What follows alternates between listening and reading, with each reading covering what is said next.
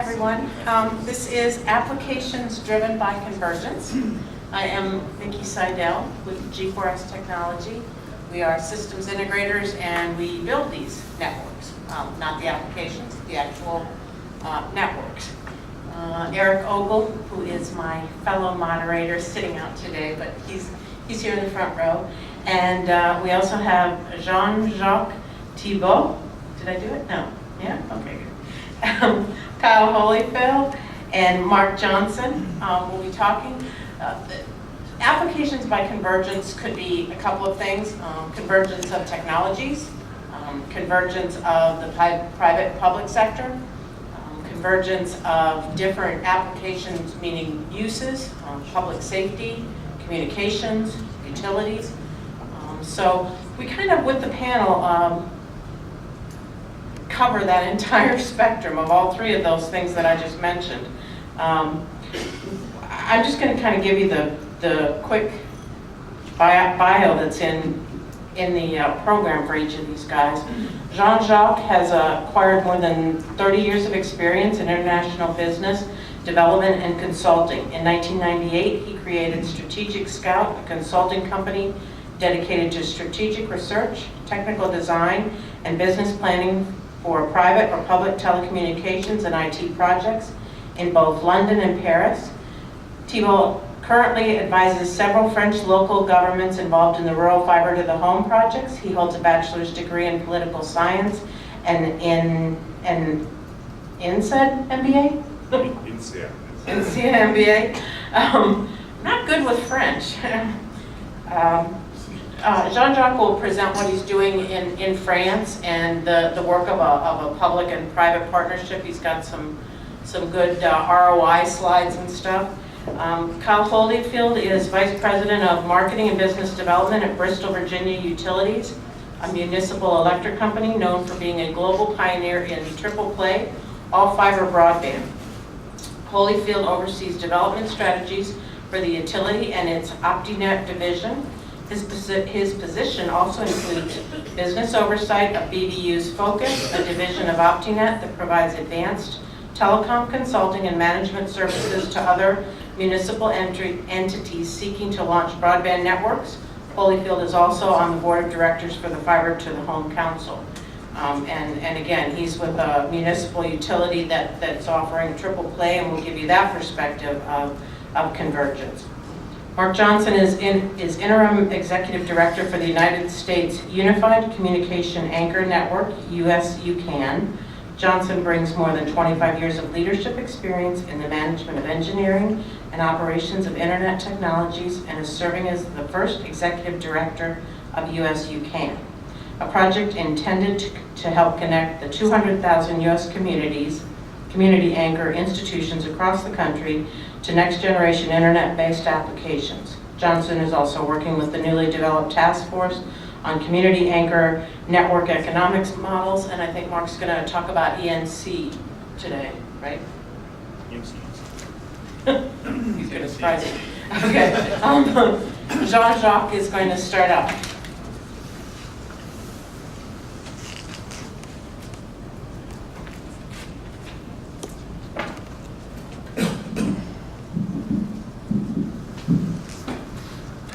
Good afternoon. So I'm very sorry for my broken voice.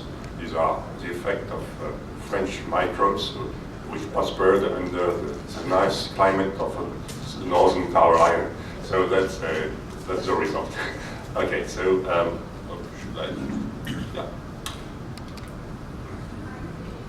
yes, who we are. Where's that way? Yeah, so actually we created this company in London in 1998, and then in 1999 in Paris. Actually, our very first clients were American carriers, and especially I remember good projects with level 3 communications in Europe, so it was wonderful time. And after that, so I don't know, I don't say it's not wonderful, we've been working for local governments in France. And you see where we do business, so west, south, and east, a little bit in the center of France. But so we do everything that what is required for broadband, this technical design, business planning, project negotiation, etc. So and we have gained some expertise in what we call public-private partnership in France, which is probably different from what you call it. So the title of my presentation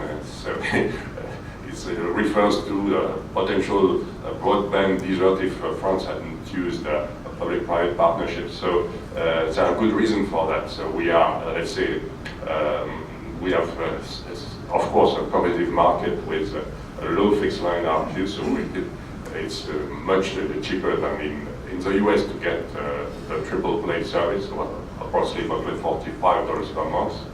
And we have a very high broadband penetration. So does it work? No. If you, I think the point is that one. Doesn't work. Okay.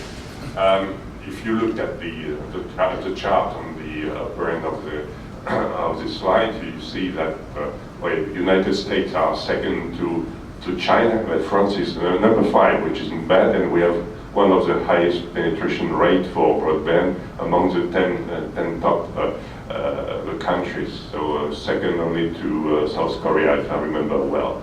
So, but having said that, we have 25% of our population in rural areas, and which prompted 120 communities to roll out new networks, new broadband networks in the last 10 years. So it's something which has changed tremendously. Before, it was a monopoly time for Telecon to do anything, but now it's completely different. And now private FTTH projects are being rolled out, so with a target of 60% of the population by 2020. So 2020, sorry. And with some role of FTTH projects developed by local governments. And you have finally the equivalent of the Obama plan, Sarkozy plan, which aims at 100% very fast broadband by 2025, which will be funded in the first step by a 2 billion euros fund for private and public projects. Something which may be strange to you. I've heard a lot about adoption, all the things nice things you do to foster adoption, but something which is not always acknowledged up to now by the French. So especially when you see the left wheel, you see the triple a triptych, which is composed of infrastructures, usages, and services. So infrastructures are obviously networks, services, and all the e-services you may think of, and usages is more or less content and the way that people use the internet. And in France, we think sometimes that we have to start first with infrastructure, and then we'll see how adoption will work. But things are now changing, and especially we have some good relationships with Strategic Network Group, and as Michael is a French, I don't know if it's a French lover or a lover of a French lady whom he married in Paris. So that's something which helps suddenly to promote this new way to say that infrastructure is not everything. But having said that, so it has a link to, let's say, some kind of model about sustainable development. That's obviously all the good things we do with digital convergence have an effect on the environment, economics, and society, generally speaking. And obviously, all these things are interlinked to a point which needs new models, which are necessary now to understand how it works really. So coming to a way to, there are different public-private partnerships as mentioned. But this is one of those which have been used, especially in very rural areas, in places where even if you give money to to the private operator, it won't go. So because there's no way to do business, to get profitable.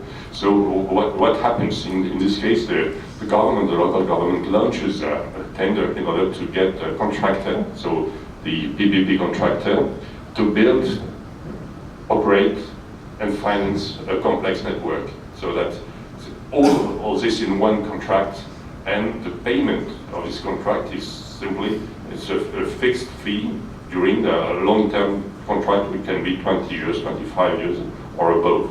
So that's the way which has been developed in the last years, not only for telecom networks, but also all sorts of infrastructures in France and also in the UK. So having built this contract, then the local authority, which de facto plays a role of wholesale operator, sells its network, the right to use the network to retail operators, and retail operators obviously have retail contracts. So you see the flow of euros coming back from end users, retail operators, and back to the PPP contractor. And you have a dotted line between the two, that's commercial assistance.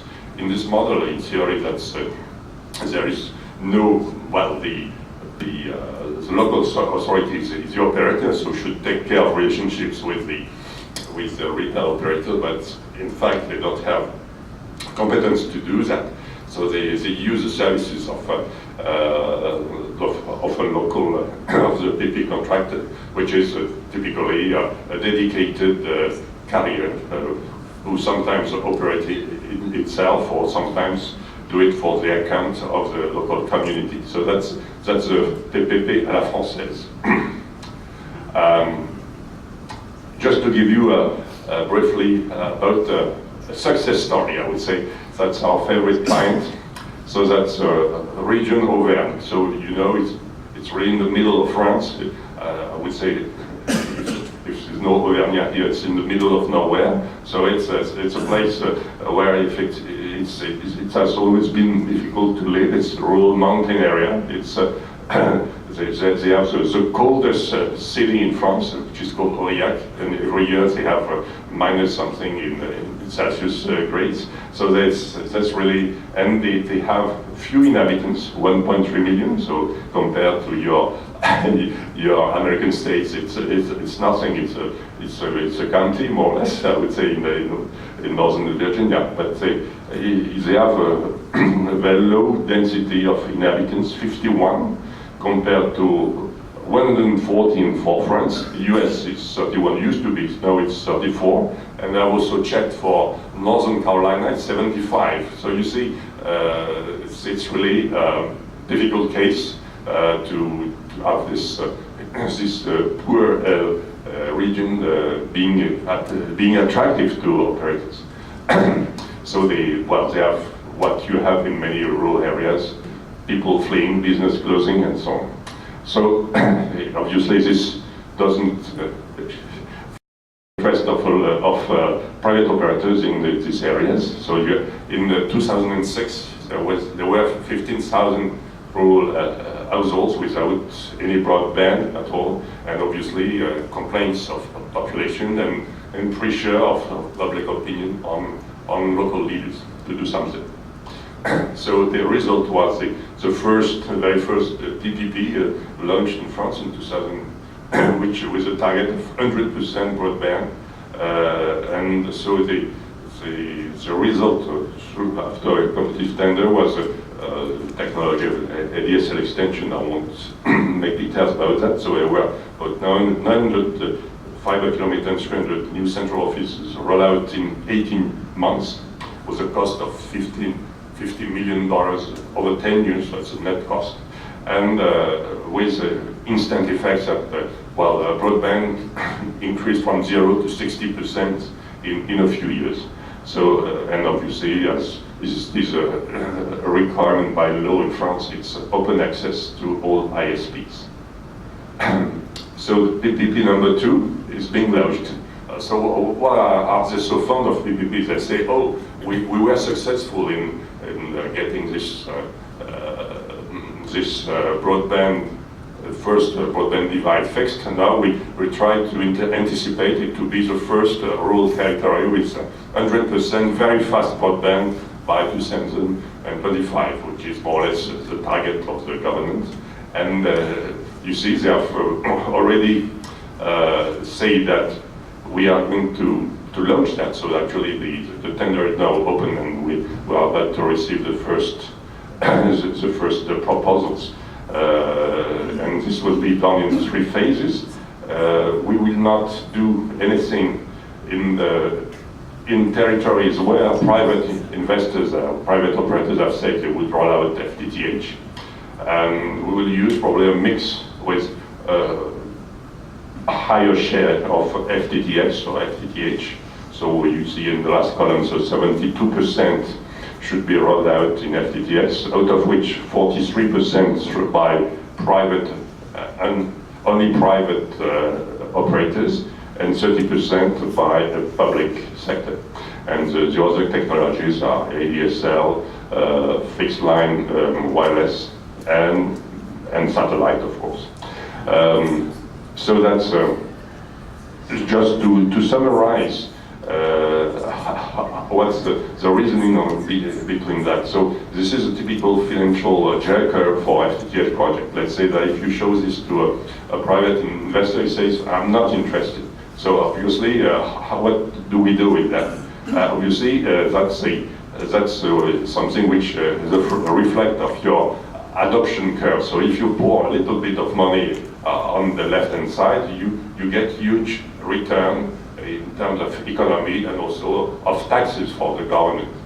And if you also look at the environment, so you can have also all the costs that will be created when you dig new holes, when you do new network works, will be compensated by all the nice services such as teleworking, which will save CO2 and other bad gases. So and all this can be translated into dollar terms.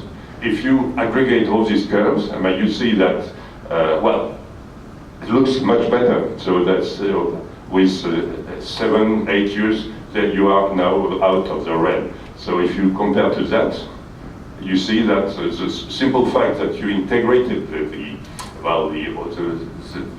welfare effects gives you a much better shape to your curve. And anyway, but I'm not a theoretician, this justifies some kind of investment, some kind of, subsidies. I thought that's French. It comes from a French socialist country in this very open market country. But yes, so we do think in France that sometimes you need to pour a little bit of public money in order to foster the general balance of the economy. So it's a tall job. So I understand it's even taller here because you have a less density of population to get FTTH everywhere. But let's say rural politicians are very motivated to not to let let's say these things go to bad situation. Something which is very striking to them is when they learn that South Korea will have finished its FTTH deployment in 2013, they say, oh, we are not even started. So it's something which is very important to them. And we believe that PPP is really an excellent financial tool for rural communities in order to complement privately funded projects and maximize the cost benefit of public money. Thank you very much.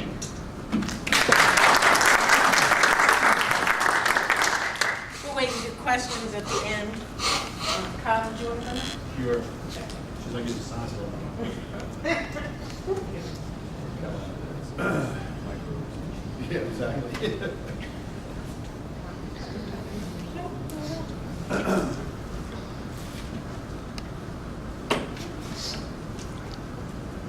Well, good afternoon. Thank you all for being here, and thank you for inviting me.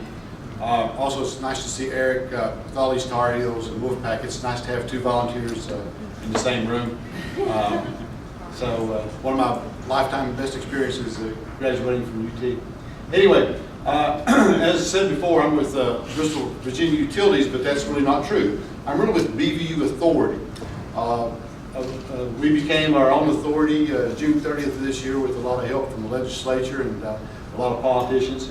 It gives us a little bit more flexibility in how we fund what we do. It gives us a little more flexibility in doing some of the things that we want to do. So it's no longer BVU in the sense that it is the same company, but it's a different name. I want to talk a little bit about some of the economic impact that our fiber to the home and fiber to the business, fiber to the X project brought to our region.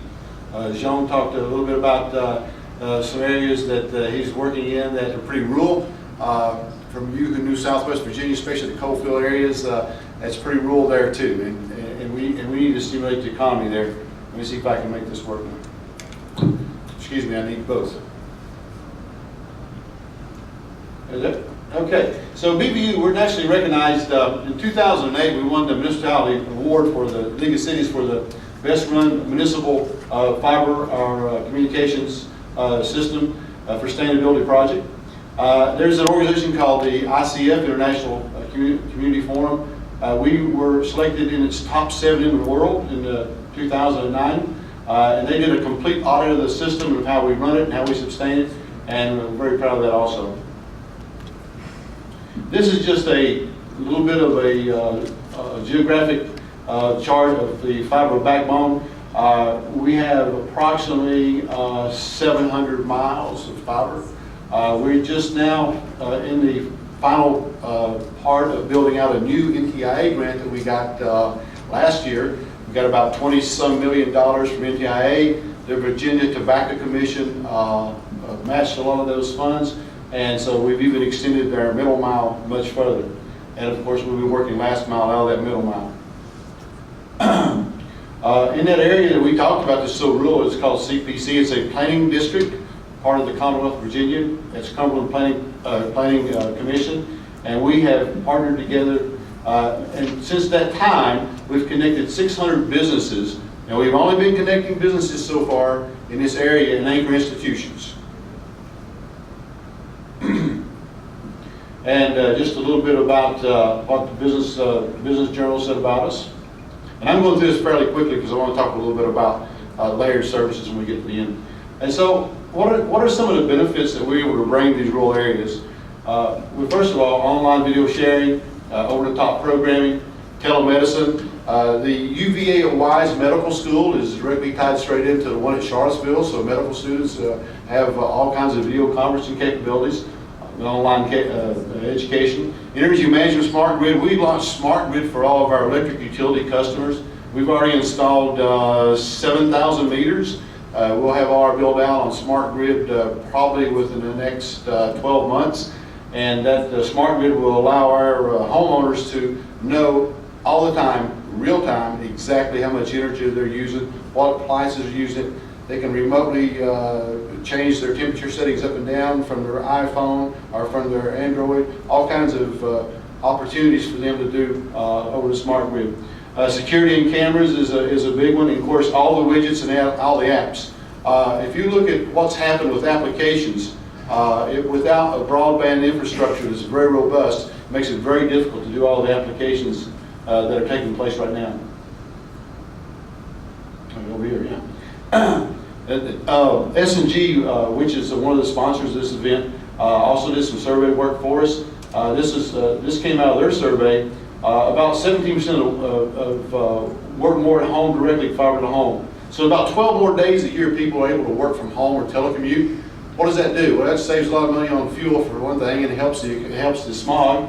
And one of the newer companies that came to the area was DirecTV, which actually is a competitor on the video side. And they set up a call center of about 100 employees in the area that work from home because of the fiber connection, the broadband connection.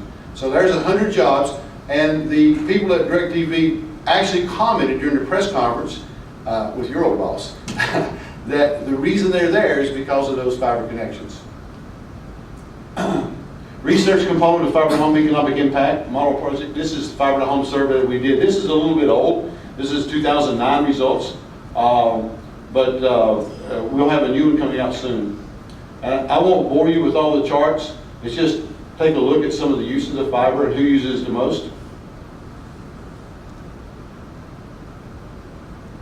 Again, highest benefit of fiber. See a lot of manufacturing, education. Marketing is a big issue, obviously, with all the social networking. So what do? We had 169 organizations reported a fiber impact on their sales.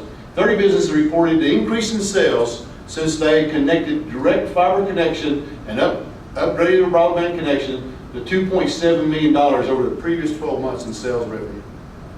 I'm not going to say that we take full credit for that, or that fiber's full credit, but certainly without that robust broadband connection, those things are not achievable. 139 organizations reported no dollar impact to their sales. Average increase in sales was $21,000 per company, per organization. 120 organizations reported cost savings due to the fiber use. Total cost savings is $354,000 over the previous months, and the average cost savings is about $3,000 a year. So net increase employment was 286 jobs over this previous 12 months for these organizations. It includes full and part-time and temporary workers, and 48 jobs reportedly business with increased sales from fiber.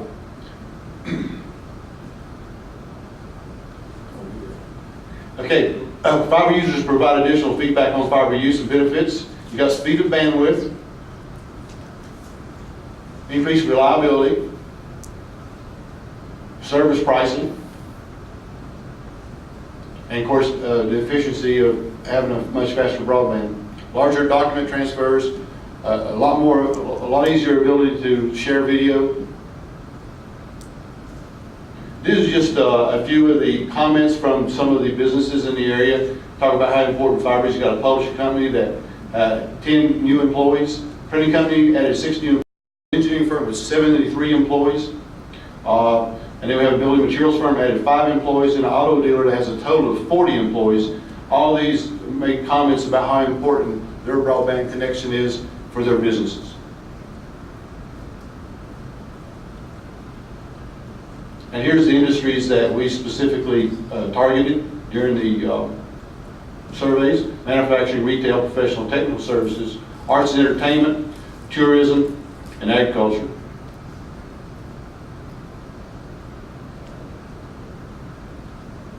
So what does all this mean? As of 2009, total savings for OptiNet customers in our footprint, our electric footprint service from 2007 to 2008 was $1.6 million. Basically, this is how that was derived. I didn't give you the whole story because it would take too long. I could pontificate about what we did forever. We started out in 2003.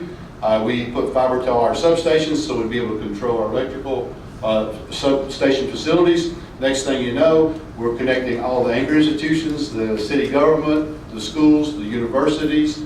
Next thing you know, we got business saying, hey, wait a minute, I need me a piece of that fiber. I want that broadband. I need those kind of connections. So what happened? We started connecting businesses. Of course, we got sued by the incumbents.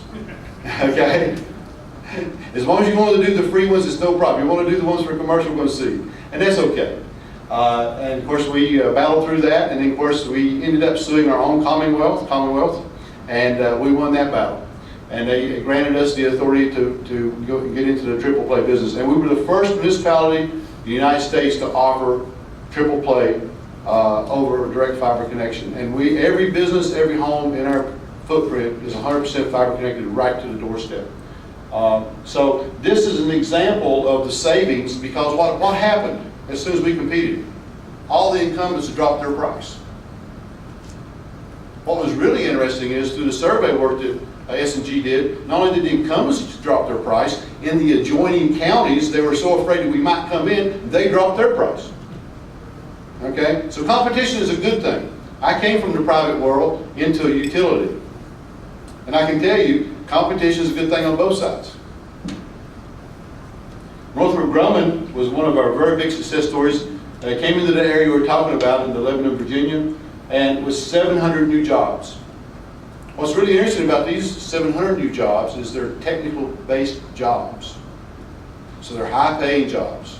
As a matter of fact, they're such good jobs, not only does it people from Lebanon area work there, which is about 40 miles from Bristol, people from Bristol drive there for those jobs also. And then, of course, We have a CGI, which is another technical call center company with 26,000 employees worldwide, came to the area for one reason: good work skills, people that are reliable, and the third thing is fiber.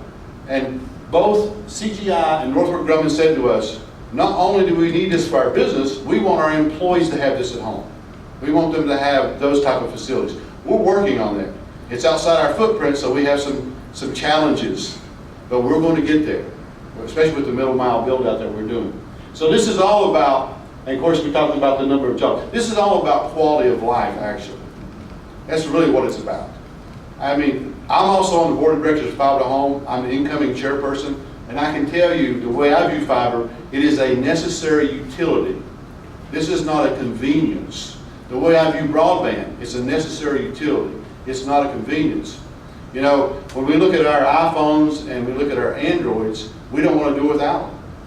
Those are wireless devices, but I tell you right now, they're going to have some kind of backhaul. They're not going to be able to be sustainable. Okay? You don't want to do without those devices. We don't want you to do without those devices. Okay? Universal Fibers is an interesting company. They're in our area. They added 30 new jobs just last year because of their connection. They have a facility in China. Here's what's really interesting about this company. They're a green company. They take old carpet, reprocess the fibers, and make all kinds of products. And they just keep adding employees. They have operations in China that are on a direct connect, and they actually operate, if you think about it, China's on a 12-hour time delay. So when it's not here, day there, not there, day there, vice versa. They work 24 hours a day with all their engineering, constantly, because they've got this type of connection. What's really interesting about this company is not only are they a green company, they are a net exporter.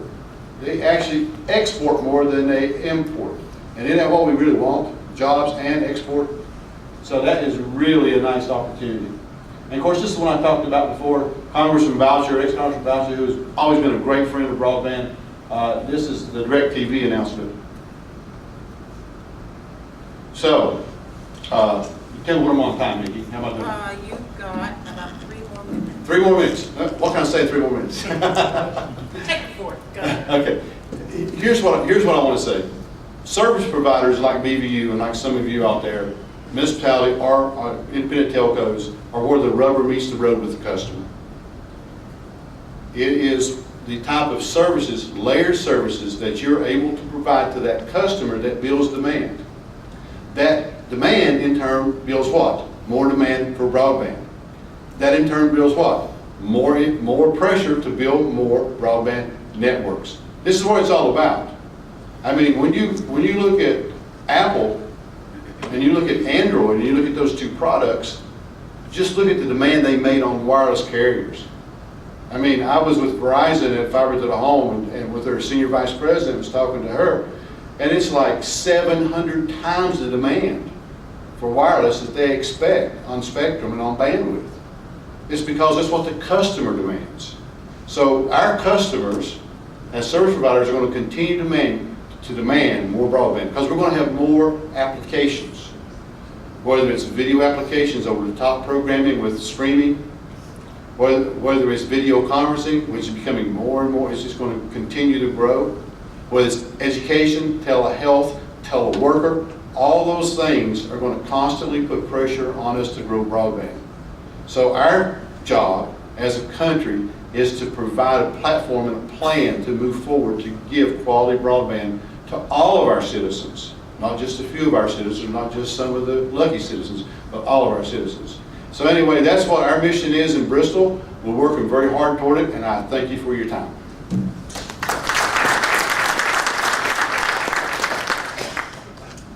And last but not least, Mark.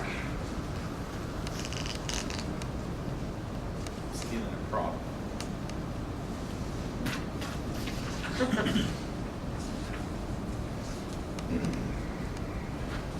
So I'm going to be kind of low tech. These are my slides. Oh wow, look at those slides better than CNC. So I kind of have two hats here. So my first hat is that I work for MCNC, where I'm Chief Technology Officer. I've been there for about 15 years. A couple years ago, we got involved in this BTOP thing, and we ended up winning a round one award, total project there of about $40 million. And just a few weeks after we received notification that we won that award, we dove in with a little outside pressure and did a round two project, which was much larger, and which was about $100 million, and we won that too. While all that was going on, we like to refer to that as that we were living in Utopia. And that produced this map that is floating around the table. Our round one project is almost complete in terms of building fiber now. I think we're within 10 miles of our build part of that being done over a year ahead of schedule at this point and under budget. So we feel pretty good about our use of taxpayers' money, as was discussed at lunchtime today. At the beginning of the year, I got another opportunity to work with Internet 2 on this United States Community Anchor Network project. Internet 2, which is the National Research and Education Network, also did a BTOP project titled USUCAN, which was to obtain fiber and build out the national infrastructure at 100 gigabits per second per channel. That's about a $95 million project. Part of that also involves setting up a new organization called USUCAN to facilitate the connectivity for community anchor institutions nationally. So now I refer to myself as having been deployed to Afghanistan. So BTOP, of course, is a capital-only program. So the setting up the organization part of USUCAN involves no money. So How's that going for you? that's a lot of fun. And it's less about infrastructure. And I'm going to spend most of my time talking about applications instead of infrastructure. And due to my very complex set of slides, it's going to be a bit of a stream of consciousness on applications. But I do want to build on a couple of things that were said at the lunch session today. So part of what UCAN is doing is interconnecting the worlds that were described by Blair Levin of sort of fertile grounds for innovation around the university communities. We know from history that making capacity ubiquitously available to people in their homes it actually can set up innovation. A lot of the companies that he mentioned in his laundry list of companies came from that world. So Cisco Systems came out of Stanford University. Google came out of Stanford. Facebook came out of the dorm rooms at Harvard, which were highly connected at the time, and where they could assume that all the people in their communities had unlimited capacity to use the network, which made things like sharing pictures and sharing video and the other kinds of things that you do with Facebook something that they could assume would work, not something that we can assume typically works at homes around the country now. So there's that world, and we know that that has been successful in the past, and I have every right to believe that that will extend to capacity in the homes. He and Jim Ballard both talked about disruptive innovation from below. This is part of enabling that. Jim Ballard talks about enabling communities to do their own work and to fill gaps. So we want to allow those islands of progress to be connected, and to be connected at a national level. And we want to involve the incumbent service providers like AT&T and especially where they have progressive leaders like Cynthia Marshall. So we feel like we're the glue that's connecting a lot of these things together.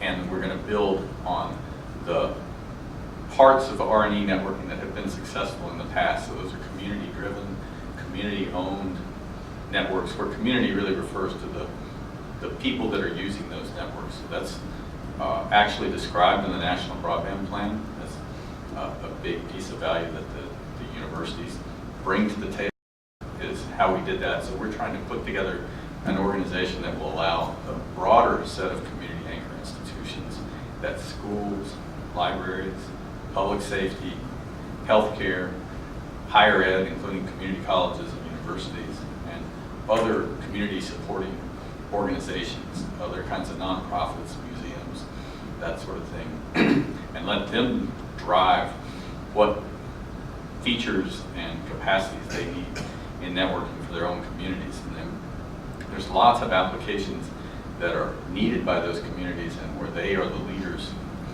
in those applications. So community colleges, for example, have a big mission to drive workforce retraining.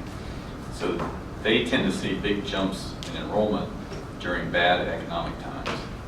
So the enrollment tends to increase faster than their funding. The funding tends to lag that. They are also benefit the most from and are leaders in online learning technology. So in North Carolina, we know that that online enrollments are due to pass physical enrollments at community colleges within the next 2 years. So that's a huge number. We think that trend is happening elsewhere. I just don't have hard numbers for that. They're also part of the adoption equation there, because of that retraining involves helping people understand how to use the technology better and how to become workers in the information field. In healthcare, electronic medical records are becoming more prevalent, are being pushed at the government level. Healthcare providers are being incented to use electronic medical records and to be able to exchange those records with healthcare information exchanges. So this is an interesting case where small public clinics and emergency rooms may be the greatest places where those have value, because indigent populations don't present at the same location to the same doctor all the time. So where everybody in this room probably has a family doctor that they go to routinely, you can't count on that from indigent populations. And so an electronic record that can follow them wherever they happen to show up with their problem has a huge benefit.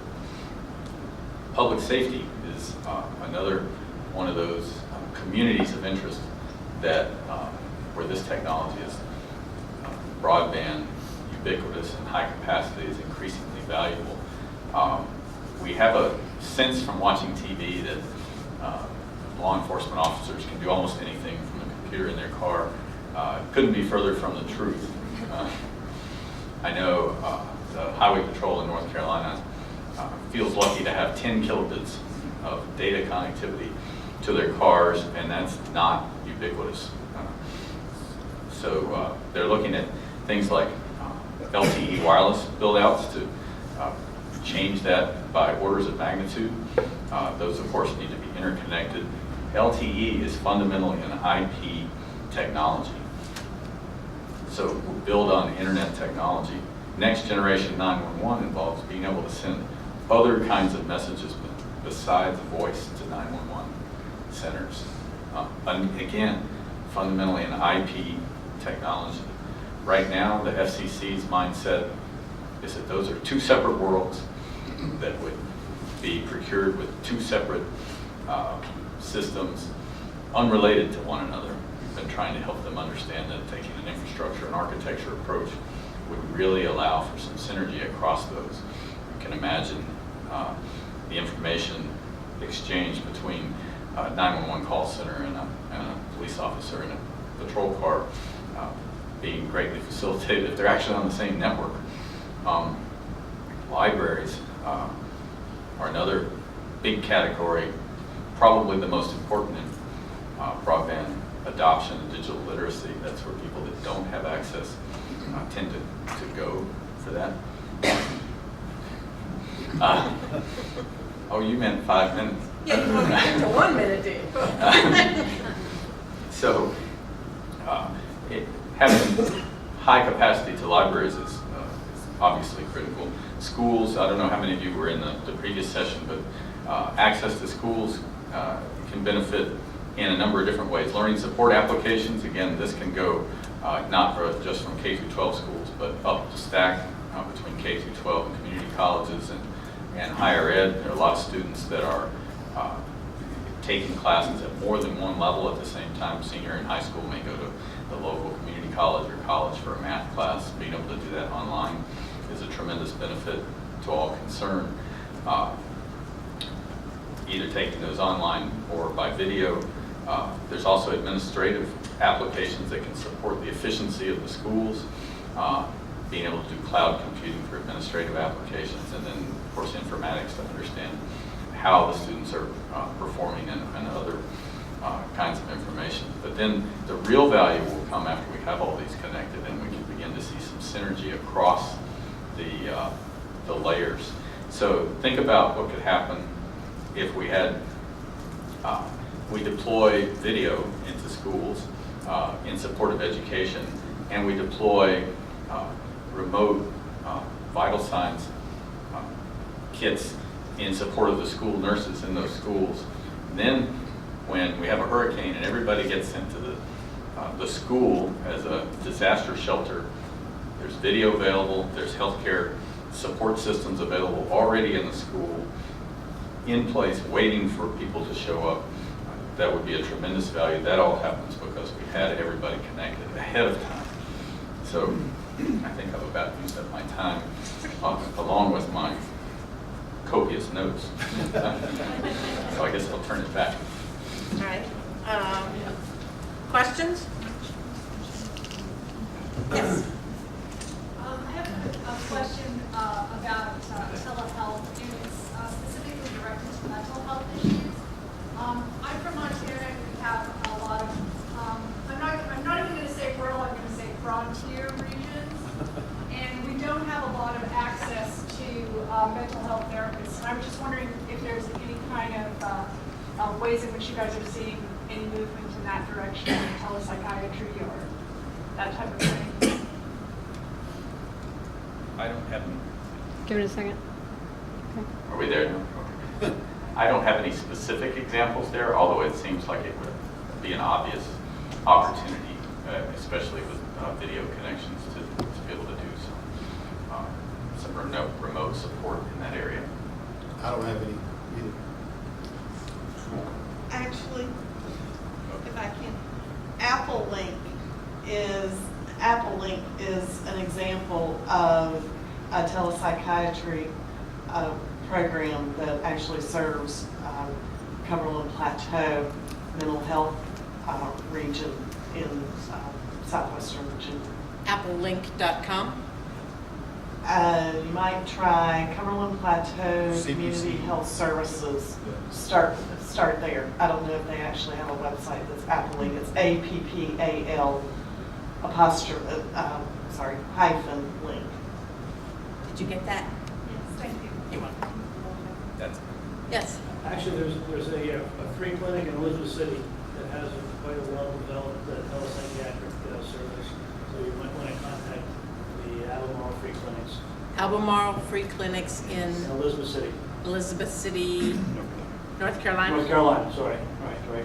I also have a question for Jean-Jacques. Jean-Jacques, when you do your public-private partnerships in your rural areas, my understanding from your presentation is that you sign long-term contracts with the internet providers, with the broadband providers, and then the revenue stream, if it's insufficient to support that contract, the difference is made up by local government? Yes, in this particular model, let's say which is a wholesale model, as you noticed. So the local government, as a wholesale operator, can contract with several ISPs without any discrimination.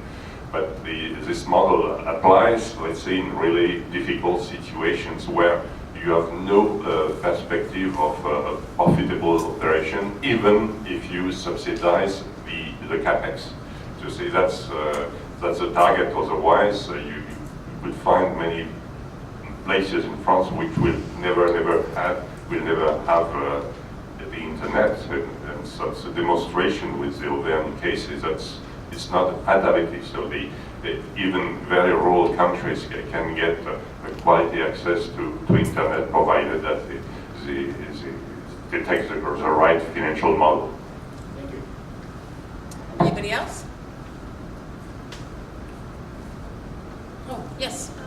To Kyle, I was just kind of wondering, on the political side of things, In North Carolina, when we tried to communicate to our legislators, we were told, this, your local governments are trying to get into private sector businesses, and that's just not right, even though we explained the rural situation.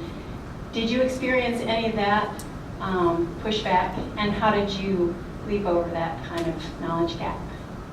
Well, the answer is yes, of course.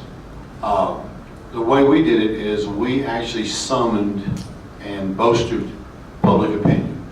We had lots of community outreach programs to show the public what they would be getting that they're not getting now. And we obviously summoned the business leaders. Once the business leaders realize it's to their benefit financially because it helps their businesses, then it's very easy for them to help bolster the general community to be an advocate for what you're trying to do. We had a little bit of a benefit, I think, because we were one of the very first ones. We're talking about 2003 when we started the process. That may have been a little bit of a benefit for us. Although the negative was we were overbuilding two and a half very powerful incumbents. By the way, the one thing I failed to mention is 3 years after we finished our network, we're 70% penetration in our area over those incumbents. So it was taken to very well by the citizenry, by our customers. We appreciate that. And like I showed before, the rates went down. But you really have to build a lot of grassroots from the beginning as citizens and businesses, almost as an alliance, to state your case with the public. The more that you get, the much easier it is for you to overcome some of those. And I know what happened in North Carolina because, as you know, we're the operating entity for My Connection in Davidson and Mooresville, and are very close to those happenings.